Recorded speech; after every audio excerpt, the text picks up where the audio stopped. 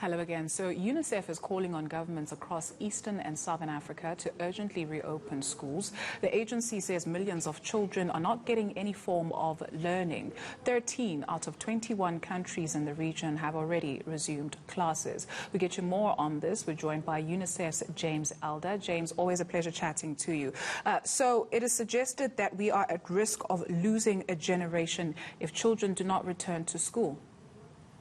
Yeah, I think the key point is, as you said, quite a few countries have started either a phased return or have planned returns, and yet we still have more than 50 million kids where governments haven't yet made that decision. We know that they can go back safely. The evidence has evolved. We've learned so much through this pandemic, and the most important thing we've learned is when we do it safely, we need to get kids back in the classroom. It is actually more dangerous for them, be it violence and lack of learning, being out of the classroom at this time. And of course, kids are not the main vectors for this pandemic.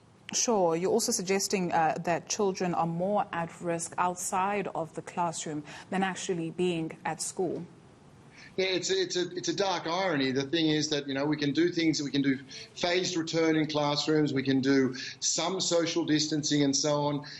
But when kids aren't in the classroom, we know in this part of the world that they are out and about. They're out and about, ironically, in economies that are open, where people are travelling, where adults who both carry this more than children and are more at risk, where adults are out and about. So for so many reasons, getting children back there, the scientific evidence, we've learned that. It wasn't as clear months ago. It is clear now. And, of course, what we've always known, which is that lack of learning, that digital divide. So many kids just don't access online learning despite government's attempts, and those horrible spikes we've seen on violence and things like girls' pregnancy, a problem that will be with us way beyond COVID-19.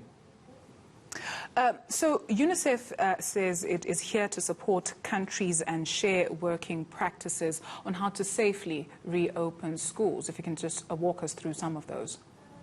Well, there's lots of guidance. Well, the first thing is literally to explain to a government what needs to be done. And, for example, in Kenya, there's a list of sort of 90 things, and a school should do about 2/3 of them to say, right, you're ready. And what UNICEF does is we get, hand washing in, we get soap in, we get basic tap facilities and so on. We're a big provider of masks, reusable masks for children.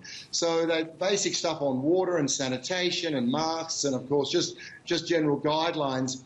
They're the things we're doing, depending on the country, of course. Some governments, of course, like South Africa, relatively rich, will take UNICEF's technical assistance. In other countries, we are much more a financial provider. But either way, we've learnt across the continent that safe reopening is happening. We're not seeing big outbreaks around kids. And we've always known that things like hand washing and making sure boys and girls have water in schools is really important. So another thing UNICEF will do is, this is our time to go to donors and find some opportunity in this crisis and say, come on, we've known for years these boys and girls should have water in their schools. Let's do it now so they can get back during this pandemic. James Elder is UNICEF's Regional Communications Chief for East and Southern Africa. Thank you for your time.